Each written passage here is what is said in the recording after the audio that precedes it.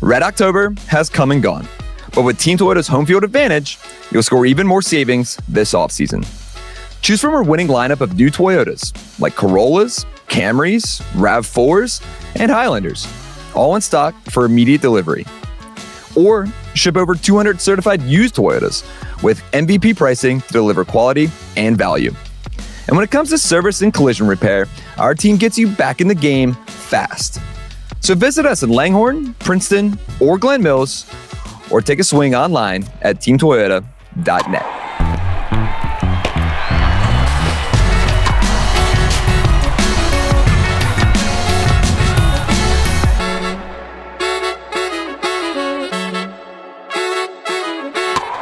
Welcome in.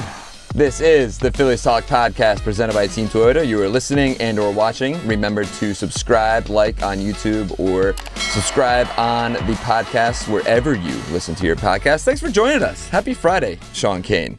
Happy Friday. Happy Friday. There's a lot to talk about. So hope everyone's had a good week. On the last podcast, Sean, you and I kind of gave out why or who we believe should win the National League Cy Young, the National League MVP, and Manager of the Year. Now, all the awards are set. Yes. And starting on, I guess, Monday. Monday or Tuesday. Manager of the Year, Tuesday with Manager of the Year. Pat Murphy, your guy. My guy, Pat Murphy, who I predicted big win for. Is the National League Manager of the Year. Yep. Topper finishes third. Yep. Yeah, I think Rookie of the Year was Tuesday, and then Cy Young Wednesday. Yes, correct. And then the big one yesterday. Yep, exactly. So, yeah, Topper finishes third, as expected. Shout out to Terry Francona and Pat Murphy. Well deserved for both of them. And then, on Wednesday night, I know, we were going to get there, but Paul Skeens is your 2025 National League Cy Young Award winner. Yep. Unanimous. All 30 first place votes for Paul. Again, you've mentioned it multiple times. What can't that guy do? Maybe that guy can catch a break sometime. That's right. But really cool. Christopher Sanchez gets all 30 second place votes. Yep. Well deserved. And, we said everything that we needed to be said about Christopher Sanchez's season in the last podcast and really all season long. But we were surprised to see all 30 first or second place votes go to Sanchi. Yeah, it's a little surprising just because you never know how some voters are going to vote. Do they have agendas? Do they see things differently? Certainly how I would have voted. And that's what I said in our last podcast. Skeens 1, Sanchez 2 was pretty clear cut for me. And then it really was everybody else. Yamamoto was a third finalist, and he was terrific in the postseason and very good in the regular season too. But, I thought Skeens Sanchez was 1-2, and I was surprised that Sanchez was a unanimous second, but I think well deserved. I thought there was the two of them above everybody else. So no problems here. Chris Sanchez, obviously you want to win the award, but runner-up in the Cy Young voting in the National League, considering where he was 3 years ago, like bouncing back and forth between the minors and, back in 22, 23. And then, he has that breakout year in 24, big expectations coming into 25, and then just, establishes himself as one of the best pitchers in baseball. So really, really great story. Well-deserved, Chris Sanchez, and wouldn't be shocked if he takes home the hardware at some point during his career. I think so too. I hope so. At least I think he deserves it. Yep. Again, might have to get Paul Skeens out of the National League because if he continues that, it just goes to show too how crazy of a year Christopher Sanchez had. He wasn't an all-star, and we've talked about that multiple times. Yep. And he's unanimous second place in the Cy Young Award. It's ridiculous, but great for Sanchez. And like you said, I think the sky's the limit for him, and I think I would hope that we see him bring home some hardware at some point in his now long Phillies career. Go ahead real quick. What were you going to say? What was I going to say? Yeah, did you jump in there? No. I'm assuming you're getting to the big award on Thursday night. And real quick too, really cool.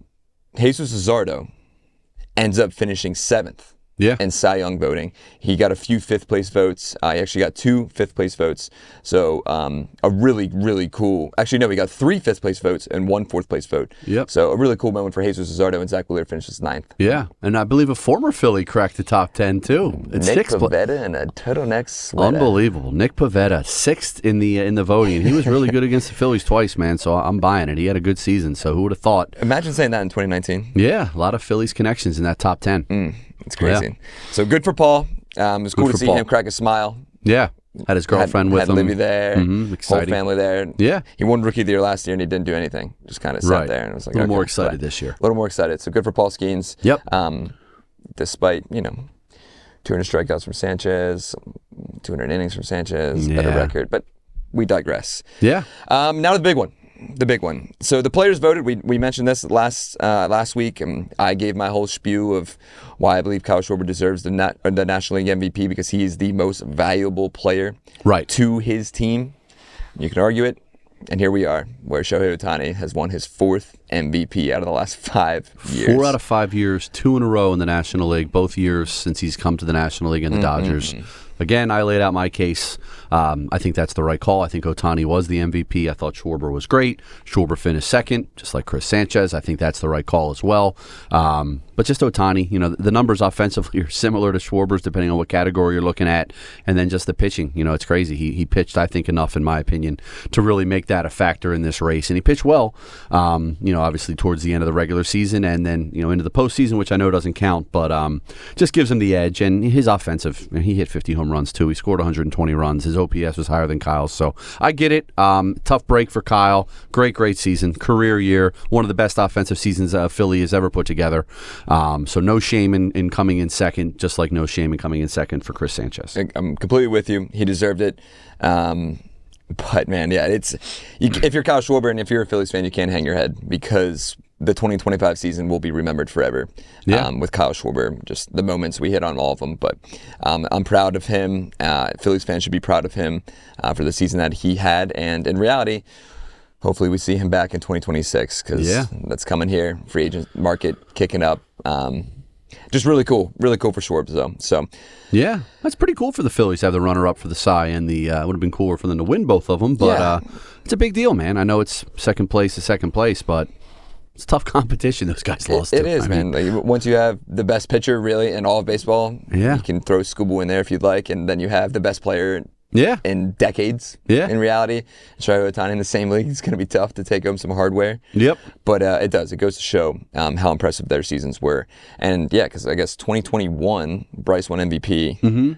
Wheeler got second. The runner-up. Thought he deserved to Burns. It's still going to haunt me for the rest of my life. But it's really cool to see some of these guys get recognized for the season that they had. And I wish that there was a World Series trophy as well to join in some of these awards. But they'll get there. Shohei signing with the Dodgers. 2 World Series, 2 MVPs. We thought the $700 million contract was a bit much, but 2 years in, the dividends have been paid off for the Dodgers so far. And not to mention all the marketing and all the money he's generated for that franchise, which of course the franchise is hurting for money as it is, but it's been a good first 2 years of that deal for the Dodgers and Shohei. That it has, and that's what I wanted to. You brought up Shohei there. There was some new award on MLB's Twitter. I don't know if they made it up just for him, but for the first time ever, they had a 2025 moment or like showman of the year, something along those lines, and they gave it to Shohei. I'm trying to find the exact tweet. They didn't give it to the showman? They didn't give it to the showman, surprisingly. Jeez. I mean, Bryce deserves it. Yeah, he's a showman. Interesting. I can't find the tweet, but it was very interesting. And it basically showcased his 3 home run game, 7 scoreless innings, 6 scoreless innings, whatever it was. 10 punch outs. Against the Brewers in the NLCS. So respectably. But so now Shohei's getting his own award. Yeah.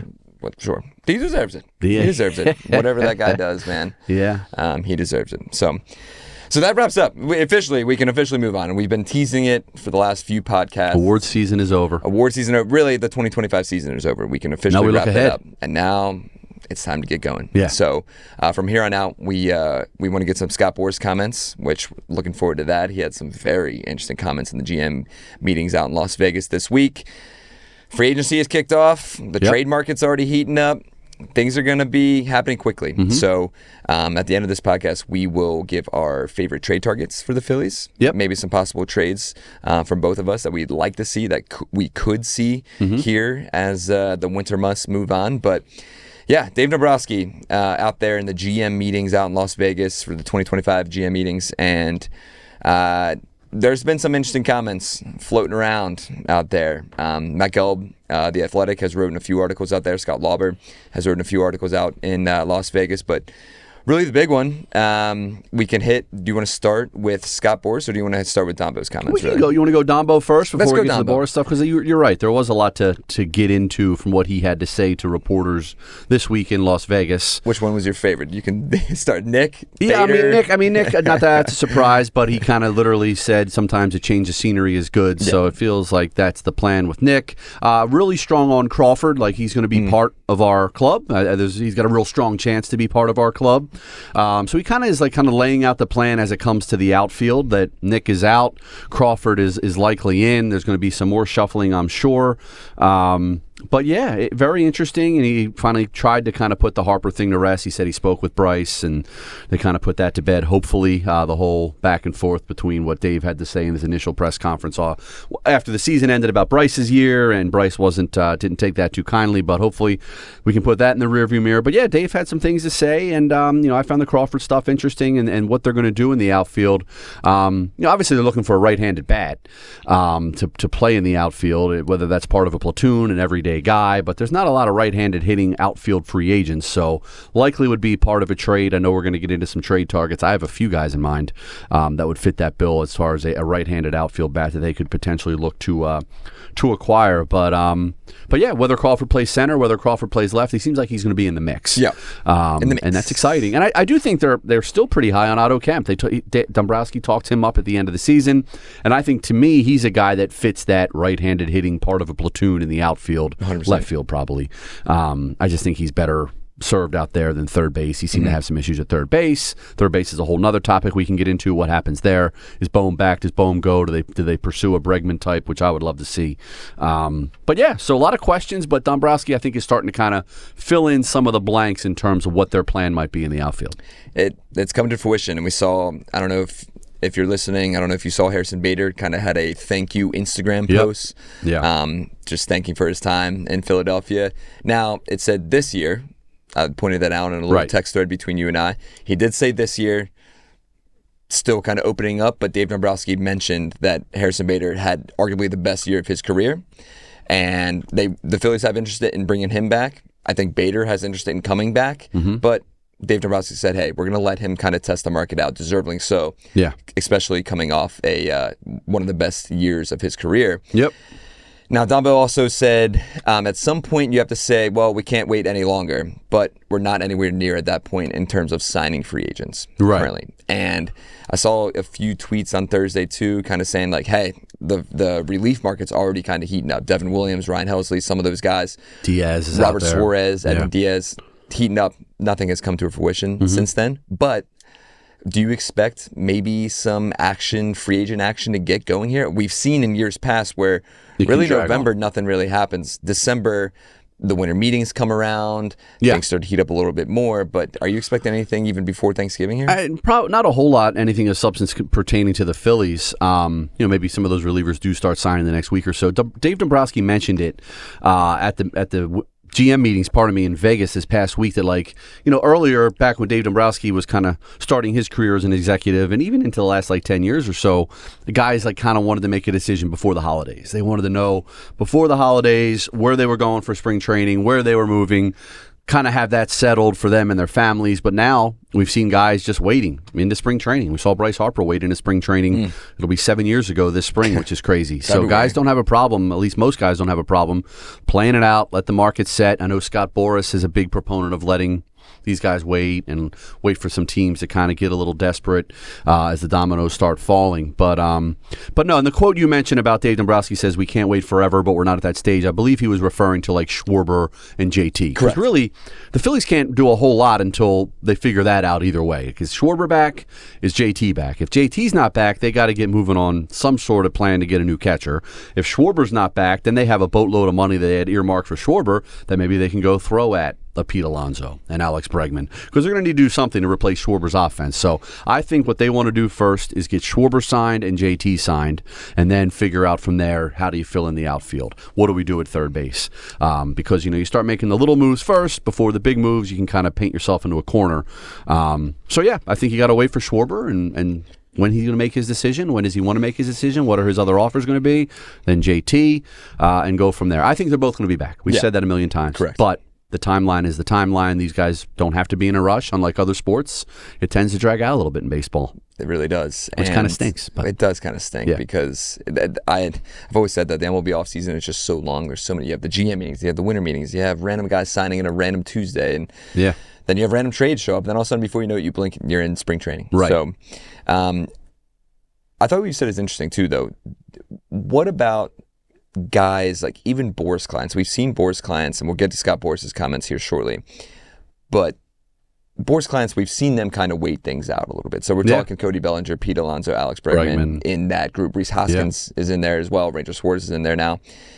But so do you think that, like, say they make a decision on Alec Bohm and say Alex Bregman or even Cody Bellinger is out there, and the Nick Castellanos departure likely happens soon, you think that they would wait on Kyle even if that's like January? I think they would need to, just for payroll purposes. Sure. Like, if Schwarber's coming back, I don't think they're going to have a couple $100 million to throw at a Bregman or a, But, I shouldn't say that, because my ideal offseason would involve Schwarber and Bregman. Right. They re-sign Schwarber, you trade Bohm. I think there's a couple landing spots for Bohm to help get some outfield help back in. And then depending on how much money John Middleton wants to spend, do you go out and sign Bregman?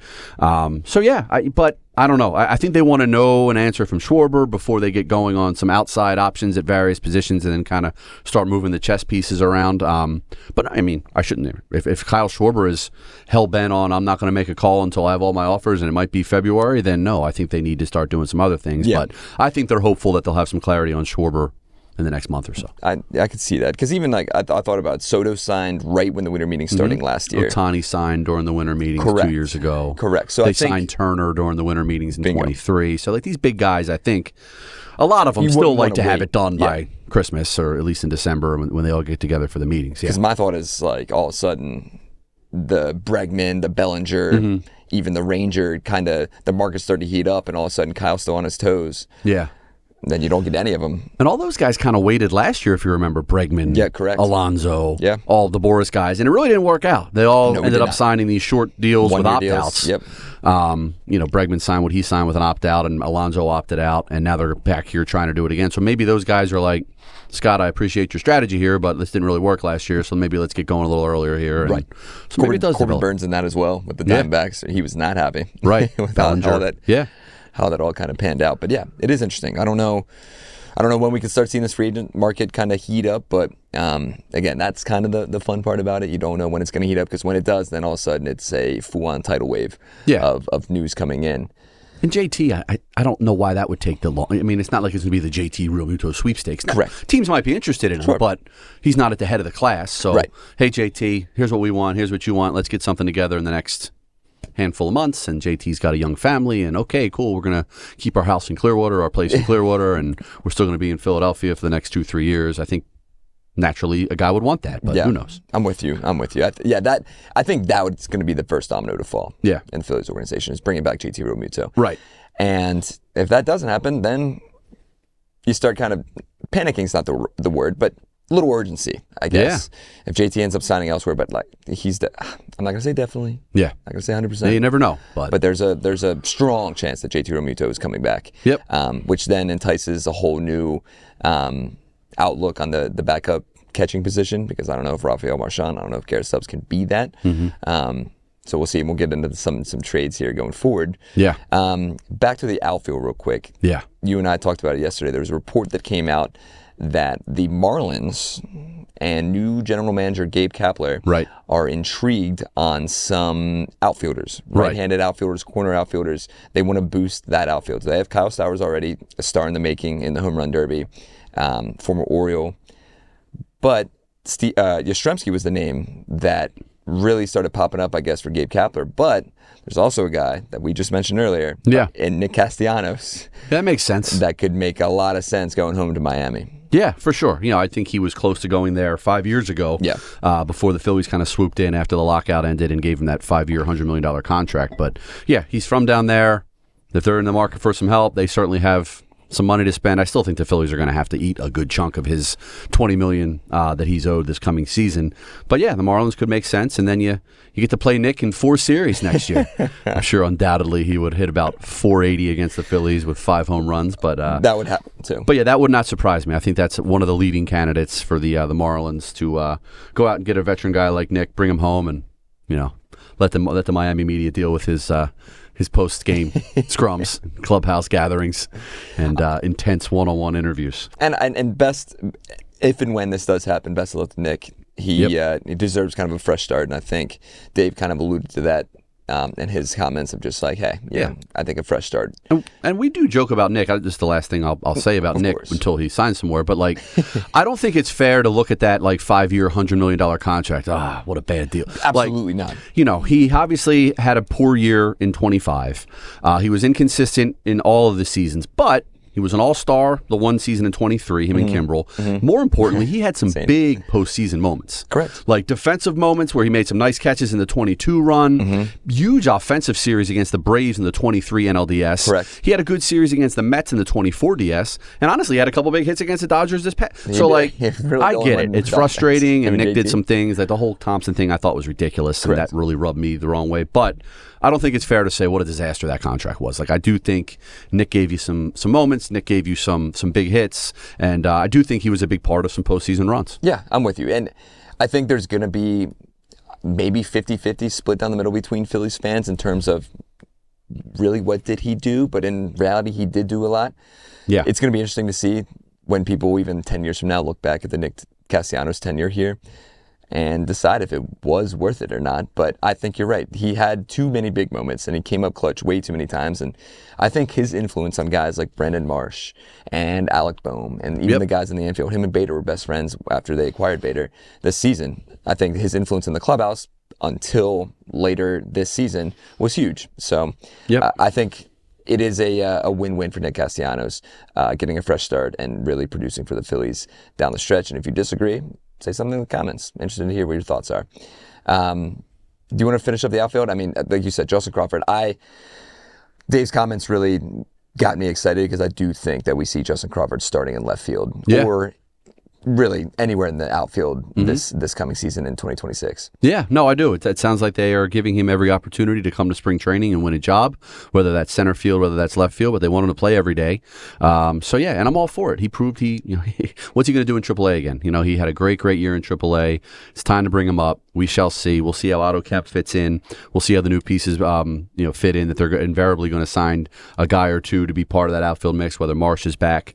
So yeah, that's the big question mark. The infield is kind of set with the exception perhaps of third base, but I feel like first base, second base, shortstop, and probably catcher you're kind of locked in. So outfield's where you can maybe mix it up a little bit and kind of shake up the core a little bit and get some new blood in here, which I think Crawford's going to be a part of that. I think your guy Aiden Miller in the infield is probably coming at some point in 26, whether that's at third base, depending on what they do there, or they can move him around to shortstop, second base. I do think he will be in a Phillies uniform at some point before the end of next season. Dave did have some interesting comments about Aiden Miller as well. He mentioned that they have Trey at short, and they have Trey at short for a long time. So they're going to have to sit down with Aiden Miller and really discuss his plan on developing to be a third baseman, because Trey is here for another 8 years. So but I don't think he's playing shortstop for another 8 years. Correct. I think maybe he has. But at least for the next 2 or 3 years. 3 years, yeah, I could see. So if Aiden Miller, which if you're listening and you're a long-time listener, you know where I stand on a good old Aiden Miller. Yeah. Give him a chance at third, because it is interesting. When I talked to him in spring training 2 years ago, there was talks of him being a shortstop. He's been playing shortstop in the minor leagues. But when I sat down and talked to him, I said, where does Preston and the Phillies really want to see you play? And he did say third base. So it is interesting to kind of look back on that a few years down the road now. And now he's going to have to developing to be that third baseman where Preston Mattingly and Dave Dombrowski kind of saw him be, even Brian Barber as well. Just to wrap up the outfield too, and I know we mentioned it earlier, kind of going back and forth here, but Harrison Bader needs to be what's the word I'm looking for? A priority for the Phillies, because in reality, your right-handed bats in the outfield there's not a lot of them. And if you slide Crawford in left, put Marsh in right possibly, you need a center fielder, and I don't think Johan Rojas can be that guy going forward. We've seen that over the last few years. I think they've seen enough of Johan. Do you think that Bader is in that priority in the terms of re-signing him in the JT Kyle I think they would. bracket? No, he's not in the JT Kyle bracket. I think they would like to have him back. I think he has earned the right to see what kind of deal he can get. I'm sure he wants a multi-year deal. I'm sure they would love him to give him like the Max Kepler 1 year, maybe not 10, maybe give him $12 or $15 million, but I'm sure he's looking for like a 2 or 3 year deal, at least 2 and like $30 million. So who knows if they want to do that, because his track record isn't. He had a great offensive year by his standards last year. Who knows if he can do that again for the next year or two? He has bounced around quite a bit. He's great defensively. Like, that's what he brings. You know, you can count on that. I don't know that the Phillies are convinced he can kind of produce at that level for another full season. But yeah, I think they would like to have him back. I'm going to still say he's not back. My gut is telling me he ends up elsewhere. And I think maybe they look to make a couple trades in the outfield to acquire some guys who, again, I have some names when we get to that point. We will get to that, because in reality, if you have Marsh and Crawford, your power is not really there. And you're left-handed. And you're super left-handed, so you're going to need a right-handed bat at some point. Yep. And Bader really doesn't have the power like that, but it's still more powerful than Marsh and Crawford, in my opinion. But so yeah, if you just have Marsh and Crawford, you're going to need some sort of power in the outfield. So we'll get some trade targets here down the road. But before we get that, first, a message from Temple Health and our guys in Ruben and Tom. And once we get back from the break, we got to dive in to some Scott Boras comments, because they were interesting from Wednesday night. Hey, T-Mac, another great day. Best fans, the best city. How lucky are we? It doesn't get much better than this. But I got to tell you, our guy missed a lot of the game last night. I think he missed almost a full inning going to the bathroom. Yeah, I noticed. I mean, he said he kept feeling like he had to go, and then nothing would come out. I think he went back 3 times before the 7th inning. Now, that's more than just having too many beer bats. Nope, it sounds like BPH. It's more common than you think. Well, it's time to stop holding it about prostate health. Good thing we've got our friends at Temple Health who are way smarter about these things than we are. Let's let the doc explain. So, Doc, what's going on with our guy? It sounds to me like he's got this problem called BPH, benign prostatic hyperplasia. It really means that guys just have trouble peeing. But there's a solution to it, right? Yeah, absolutely. At Temple Health, there are doctors that really specialize in BPH. Aquablation is one of those things that we offer that many people don't, and other things like prostate enucleation as well. Both of them are minimally invasive that really help guys. And for most patients, they come out of it feeling fine. Yeah, I think most patients have a really simple recovery that's straightforward. Well, that's a big win, because it's better than going to the bathroom a dozen times during a ball game. Oh, absolutely. These results for guys are long-lasting. Let's face it, prostate health shouldn't be keeping guys out of the game. Hey, I ran into our guy again. No more backroom sprints. He's back in the game. He told me it was like the most relief he's had in years, in more ways than one. I mean, he even stayed for extra innings. Aquablation therapy at Temple Health. Get back in the game. Visit templehealth.org. All right, welcome back to Phillies Talk, presented by Team Toyota. I'm Spencer McKercher, joined by Sean Kane once again. And Sean, so GM meetings, we mentioned it all in the first half of the pod here. And with the GM meetings and the winter meetings, you know you're going to hear from our guy, SB. Yep, Scott Boras. Scott Boras. Yes. And I don't know where your thoughts are about what he kind of pulled off on Wednesday night in terms with his alliterations and little things, but they were interesting. But we're going to start, before we get to like the goofy stuff that he said, we are going to start with his comments on Ranger Suarez, which then led to kind of him being goofy. Yeah. But here's what Scott Boras had to say about Ranger Suarez's free agency from Wednesday night in the GM meetings in Las Vegas. True 4-pitch command. I mean, he's really what you call the zone ranger.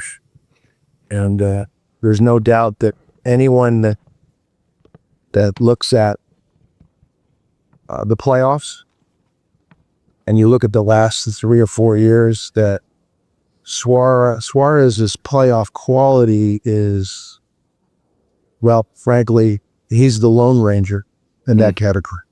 So he's if you're interested in acquiring a postseason pitcher that has proven himself, I would suggest you don't want to miss the Suarez postseason soiree. Right. Right. He's so proud of himself. He's like, and he has it all memorized, which is impressive because he has so many clients and he's got puns and on all of them, and he's got them locked, man. That's what he's been doing clearly for the last month or so, getting all this stuff prepared. The Suarez soiree. The Zone Ranger. And he pauses. And if you look at his playoff performance, really, he's the Lone Ranger when it comes to that. Yeah, I mean, I guess. Everything you said is so true, though, and I get it. He deserves whatever Ranger Suarez deserves, but just absurd. Yeah, absurd he's comment. always done this, but it's getting more and more eccentric now. Like he's done. I remember when Harper was a free agent, making a play on words, when the harp and everything else, and like when Castellanos was out there, he's the icing on the cake of the cake that Dave Dombrowski is baked.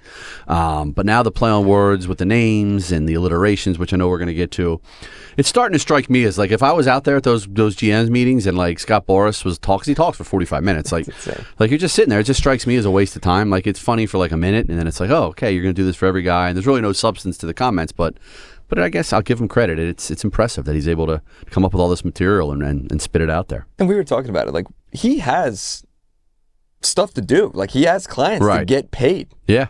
And he's sitting here thinking of all this little stuff. He's got a lot of people working for him in that Boras corp. Yeah, absolutely he does. And respect to Scott Boras, because he has been the preeminent agent since I was like a kid. Sports, like forever. reality. I remember him with J.D. Drew. That's kind of my first, like 1997. Yeah, J.D. Drew, number 2 pick in the draft. He's going to come save the Phillies. And this guy Boras wouldn't let him sign here. And that's when I was like, who's this Boras guy? Yeah. It's 30 years ago almost, and he's still representing half of baseball, doing his puns. But it's crazy. That is crazy, man. And in terms of Ranger, I've seen some, interesting years end money getting thrown around out there, and teams really. And I know we'll hit on this more a little bit, and I know we've hit on it before, but give me your percentage on Ranger Suarez returning to the Phillies. 5%. Damn. I just don't see it any way it happens. I think they got to spend money elsewhere. I think, knock on wood, they're in decent shape in the rotation without him. I know Wheeler's an unknown, but I do think chances are he's going to come back, and if he's not Zach Wheeler good, I think he's going to be pretty darn good. Luzardo, I think they have high hopes for. Sanchez, obviously. Nola's got a long-term contract. He's not going anywhere. Painter, I think next year he's got to pitch for him at some point. Yep. Taiwan still got a year on that deal to be that guy he played a good role for him last year. Like if they need a starter to start the year, if Wheeler's not back yet, Taiwan can be that 5th guy bouncing the bullpen. So anyhow, I think they have options without him. I think Scott Boras is going to want him to get top dollar. I don't think the Phillies are going to come to the $160, $180 million range. So no, I don't think Ranger's back. I don't know if I'm allowed to say damn on a podcast, but I did because it caught me off guard there. Yeah. I'm going to give it 20%. Ooh, okay. I'll give it 20%. And I think the only reason is because Ranger Suarez, even last season when he was asked about going into the contract here in spring training, going into the 2025 season, he pretty much got emotional, talking about how he's been with this organization since he was 16 years old. Mm-hmm. And it's really the only thing that he knows in his baseball life. And in reality, it's been half his life as in the Philadelphia Phillies organization. It's going to be tough, and that goodbye post, whenever that comes, will hurt if and when that comes. But what Ranger Suarez has done for this team has been remarkable. I mean, closed out Game 5 of the NLCS. You close out multiple games in the postseason, yet you come through in multiple starts throughout the last 4 or 5 seasons. Yep. What he's done for this organization is tenfold, and if and when he does leave, it's going to hurt a lot. But, good homegrown success story. And he's going to make a lot of money. But he came up, and he wasn't exactly a highly touted prospect when he came up. And he was a bullpen guy. Then he moved to and he kind of bounced back and forth doing both. And then, he's been one of the best starters in the National League for the last couple of years. And, he's had a few injuries, but generally he's, made close to 25, 30 starts the last couple of years. And he's been really good. And he was great in October. You said it. And he was even great in his one start this past October when they, pardon me, not a start. Pardon me, Nola started Game 3, and he came in, and he was great in that game. It was very kind of the great mysteries of the 2025 postseason is why they kind of waited so long to put him on the mound. But, Nola did do his job, and then Ranger came and pitched well in that Game 3, the only game they won in that series, Game 3. What's a number in a team? Ooh, I think the number could be like 6 years. 100? Oh, I think he's going like 150 at least. Yeah, I do. I think he's the pitching market, lefty, his numbers are his numbers. I think his postseason track record. I think a lot of teams could be lining up for a left-handed starter of his caliber. I haven't really thought of the teams. Obviously, you think of all the big spenders. The Dodgers certainly you wouldn't think need a starting pitcher, but I don't know. Does he end up, God forbid, with the Mets? Does he end up with any contender in the National League? Does he go? I don't know. I haven't really thought about the teams. I know there's a handful of teams that the Blue Jays seem to, but they want to spend some money. That's the team. The Blue Jays could be looking for some starting pitching here, so that wouldn't shock me either. So it'll be interesting to see. But I think he's gone. That was going to be the team that I bring up. I can see him going to the Blue Jays. I can see them giving him $130, $140, $150 million. Yeah.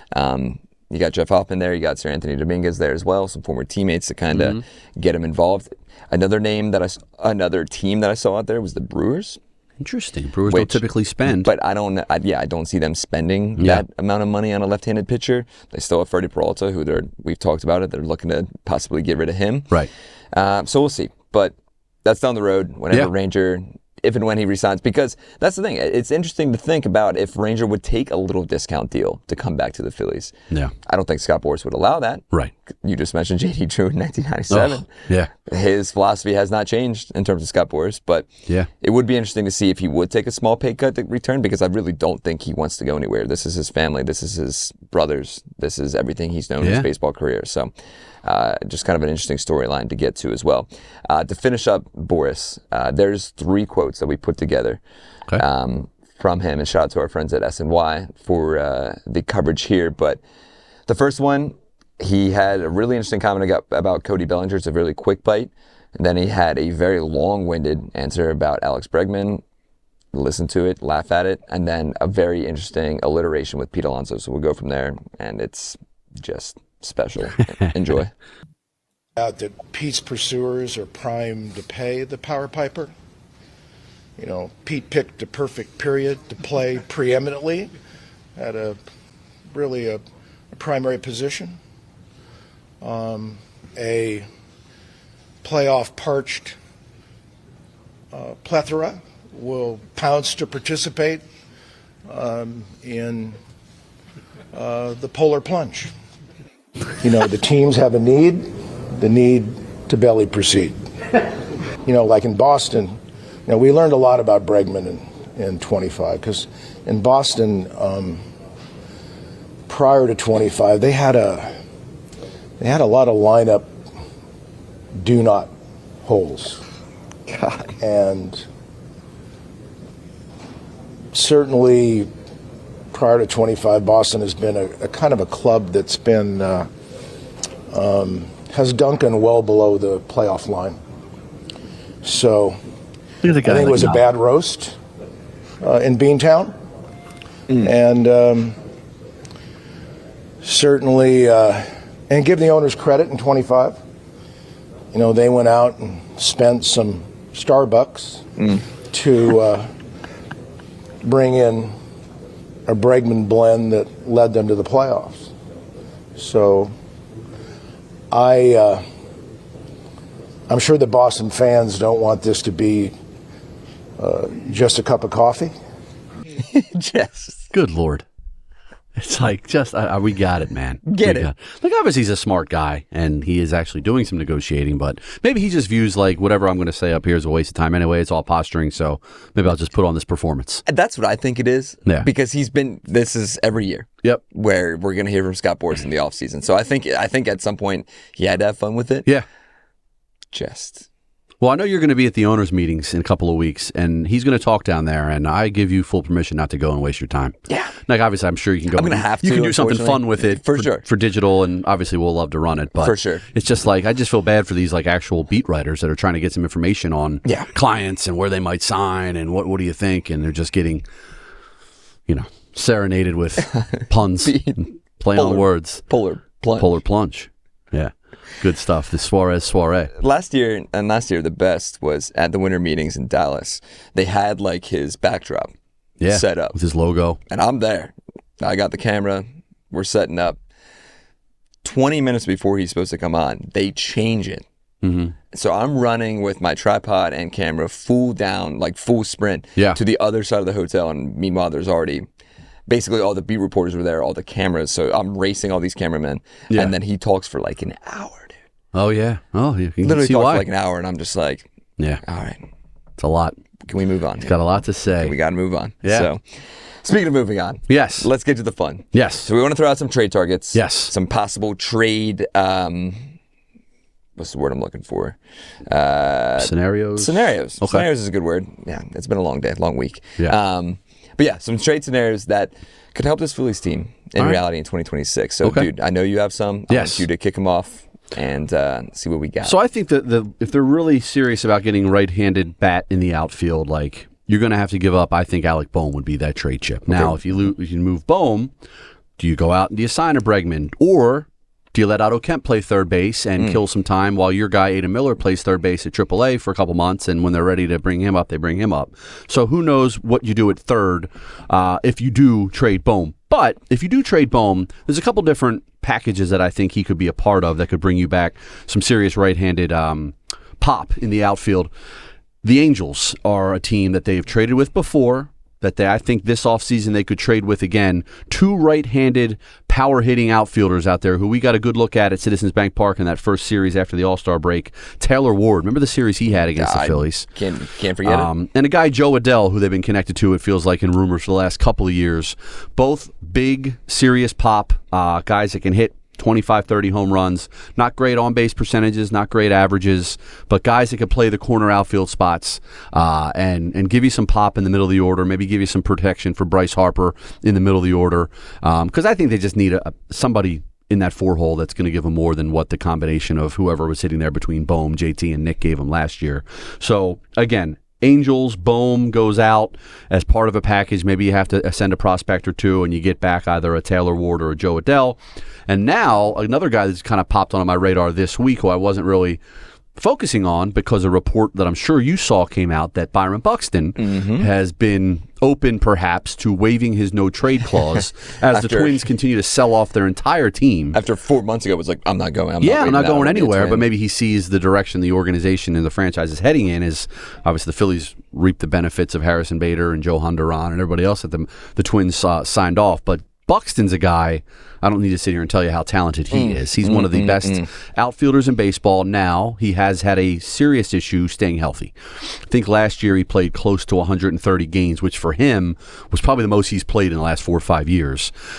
He's had a long list of injuries over the last, 4 or 5 years, trouble staying on the field. But when he's on the field, he is a right-handed hitter with some pop. He plays a great center field. So somehow you go out and you trade Bohm and whoever else, a prospect, whomever, for Buxton. You put Buxton in center, Crawford in left, Marsh in right, maybe as part of a platoon there if you bring in somebody else. But I think then you're talking in the outfield. And Buxton, I think, just what an addition he'd be to the lineup, again, if he's healthy. So that's my two pie-in-the-sky scenarios. I like it. The Buxton stuff would be incredible. When the trade deadline was approaching this season, his name was floating out there, and that's the name I think we even talked about it. Like that was the name up. Go get him. Yep. And then he came out maybe like a week before, even a few days before the deadline, and said, "Hey, I'm a Twin for life. I'm not going anywhere." And now these reports of him, I think you're right. Seeing where their team is going, because it's a complete rebuild at this point. Yeah, they're going to lose 90, 95 games already. You can bank that for 26. Bingo. And I'm looking at some Buxton stats. So since 2024, in 228 games, he's batted .270 with a .330 on-base percentage and a .540 slugging percentage. So what's that, like almost a 900 OPS? That's around a 900 OPS. I mean, that's 53 home runs, 139 RBIs, 48 doubles. Yeah.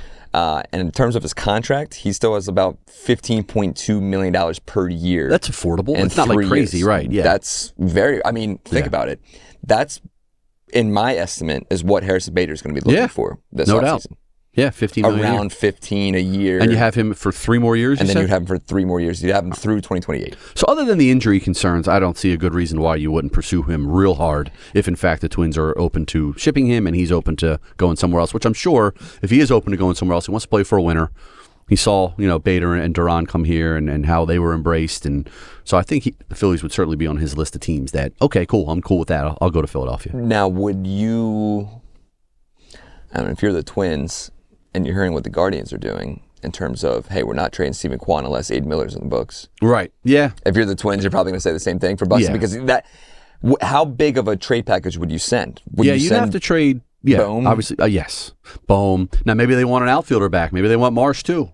Bohm and Marsh, and if not Aiden Miller, one of the top younger prospects, Dante Nori. I was just about to say Dante Nori. One of those guys in there. Buxton's gonna. There'll be some teams throwing some nice packages the Twins' way, so the Phillies are going to have to give up quite a bit, but I'm all for it, man. And if you have to give up Marsh, and then go sign another left-handed bat somewhere that you could stick in the corner outfield spots and be part of a platoon. But yeah, Buxton's a difference maker to me. He is. Yeah. He would immediately jump in and fit right in this lineup, especially, we just said, with a right-hand bat in center field. You mentioned the injuries. I just saw some stuff. So this July, Buxton had, the end of July through about the middle of August, he had a left rib cage inflammation. Then early in the season, he had a concussion after running into the wall. In 2024, 2 injuries, right hip inflammation and right knee inflammation. And then in 2023, a right hamstring strain and a left rib contusion. Yeah, 23 and 24, he missed I want to say almost half the season. It was a lot. But last year, I'm pretty positive he played pretty much the same amount of games as Harper. He missed a month. Yeah. Which you take that. If your guy's playing 130 games, sure, I think you sign up for that immediately. Yeah, he was pretty much out from all of June and then August to October. Yeah, in 2023. 23. Yeah. Yep. So, man, I like it. And I think that would include guys like Dante Nori, maybe. I mean, they would. Your boy probably, Gage Wood. Would they want Gage Wood? Yeah. Those you have to start thinking who you're going to include. And here's the thing: I saw a lot of stuff that I've seen.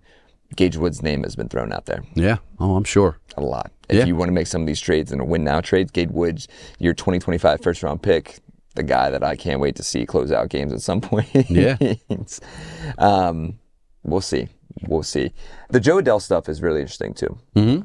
Because him and Taylor Ward both would cement this lineup big time. And they're names that really, because of Anaheim, because of they played for the Angels, they're names that you don't really get thrown out there or seen thrown out there too much, and even these well-known names. But man, would they improve that lineup just as much as a guy like Byron Buxton would as well. Yep.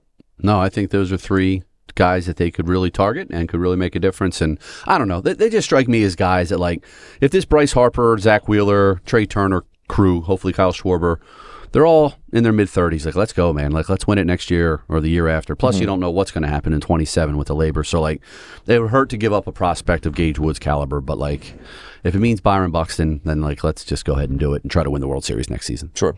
I like it. All right, I'm going to throw one out there for you. Okay. Saw this one kind of floating around the old internet. Too, sure. And it made me really intrigued.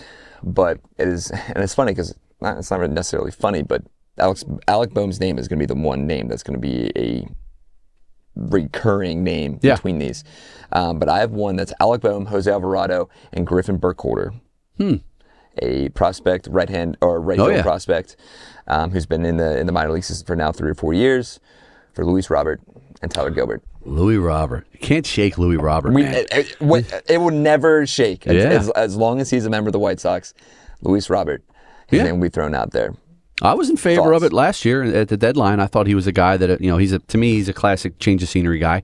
We'd be playing in the White Sox, them losing however many games they've been losing these last handful of years, and that stadium, that atmosphere. I feel like he could come into Citizens Bank Park and get a little energized. The talent's there.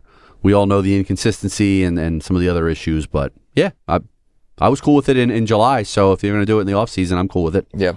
And I'm not giving up what I'd give up to get Buxton. No, absolutely not. I think Bowman Jose. Yeah. Would you give up Jose? I would give up Jose. Yeah. Yeah. I think it might be time. Yeah. I think it might be time to give up Jose, and you give up a top 10 prospect in Burkholder, who's been around the organization for a few years now. So, yeah. I wonder how these teams view Bohm, though, just the fact that he's going to be a free agent in a year. It's not like you're getting a young player who you're going to have for, if the White Sox or the Twins get Alec Bohm, pretty much count on him being out of there in a year, So, exactly. That's one to think about, too. But for sure. Yeah. I'm going to throw 2 more. Do you have any more? No, all you. Yeah. I spent my. I'm going to throw 2 names now. We're going to get away from the outfield here. And we're going to start with a catcher in case they do not get or re-sign JT Realmuto. Okay. And that's Adley Rutschman. Oh, okay. Big name. Adley, huge name, top prospect. Yeah. Lived up to the hype in his first few years, and last season, 2025, it was not his best season. Yeah. Ready for this? Yeah. Orion Kirkering. Ooh, okay.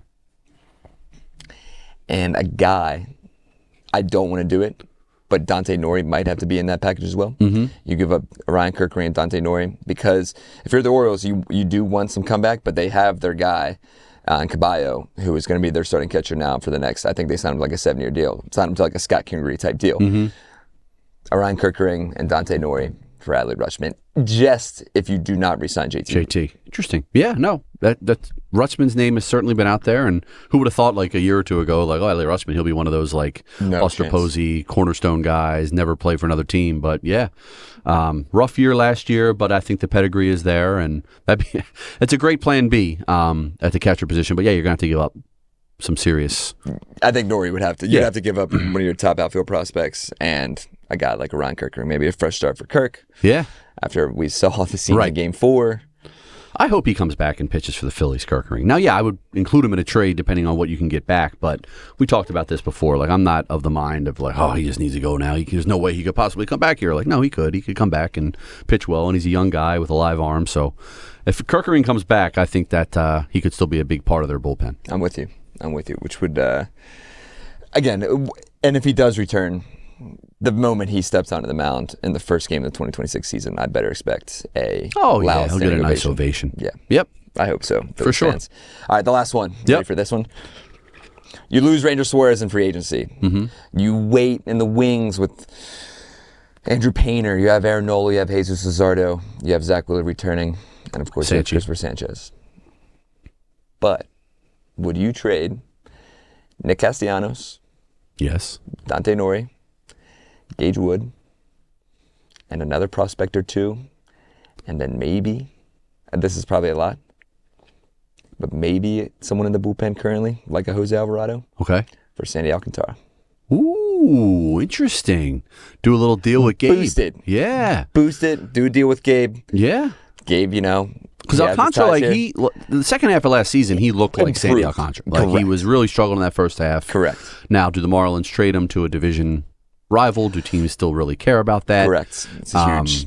I don't think so. I would love to add Alcantara to this mix. Like that would be awesome. How fun would that be, dude? Yeah, just the cement. So you'd have, in reality, in 2026, your starting rotation would be Sandy Alcantara,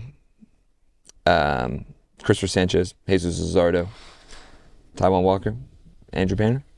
Yeah. No, he'd be a good addition. And Aaron Nola. Not Taijuan Walker, Aaron Nola. Yeah. No, I think he'll definitely be a guy. I was kind of surprised he wasn't moved to the deadline last year. I'm sure the Marlins are asking for quite a bit. Maybe teams weren't too confident at that point that he was really back to himself. But then, the way he pitched the rest of the season, I think kind of cemented that. So, yeah, I would not be shocked to see him, another former Cy Young winner that could be on the move. So, and I know people are going to be all pissed off because I said we don't need starting. The Phillies don't need starting pitching. The Phillies don't need starting pitching. But that solidifies everything, and then you go do other trades. Yeah, and they got Luzardo from Miami last year, so there goes my don't trade him within division. Clearly, the Marlins don't really care about that. Bingo. They just want the best prospects back. As soon as you said that, too, the very first thought of was Sir Anthony Dominguez going from the Orioles to the Blue Jays. He's literally just crossing over Luzardo. Tunnels, and Luzardo's a perfect name out there as well. So do a deal with Gabe. Interesting. Pick up the phone. Yeah. It's Dave. Put down the TikTok for one moment, Cap. Cap, seriously, put down the TikTok. Yeah, exactly. Dombo's calling. Dombo's probably a big TikTok guy. Maybe they can collab on a few TikToks down at the owners' meetings and work out a deal or two. Interesting. Sandy. All right. Why not? Yeah. Solidify some things, but there's obviously some bigger names out there as well.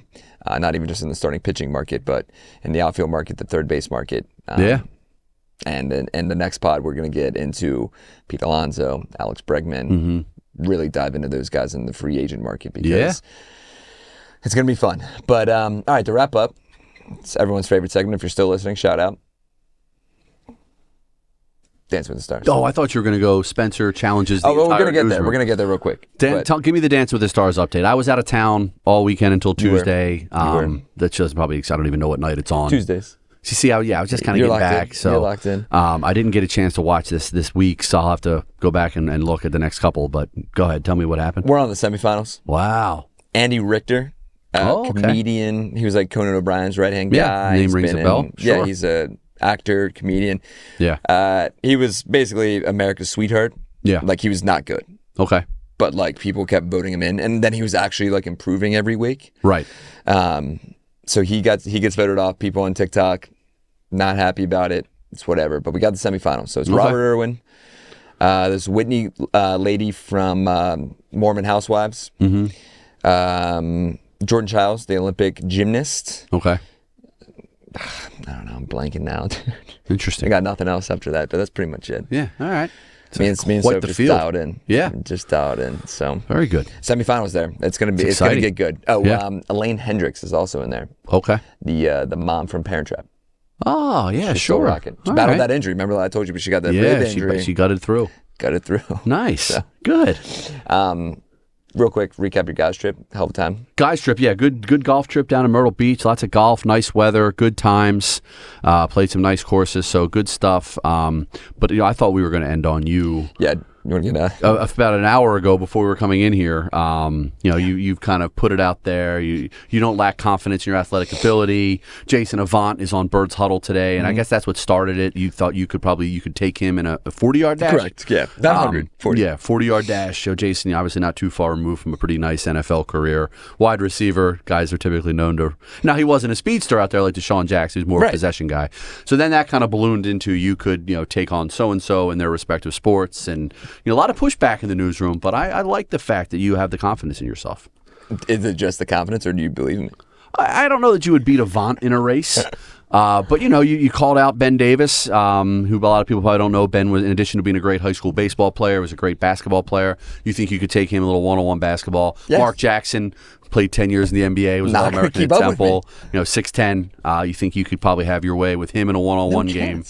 So I think we need to do this. I think we need to. Get this all together. It would make for a nice digital show here. It could. Spencer challenges who you challenging this week, and you call him out and then play it out. It's gonna be great. It's just like Alex Rowan. Everyone's gonna be like, "Who the hell is that?" Yeah. You better know who Crank is. Yeah. My God. All right. Kick his butt in basketball as well. But yeah, Jason Avant wouldn't stand a chance in a 40-yard dash. Ben Davis. Mark Jackson. Again, sure. Yeah. 25 years ago, I wouldn't get a point if I was my age now when he was in his prime. Right.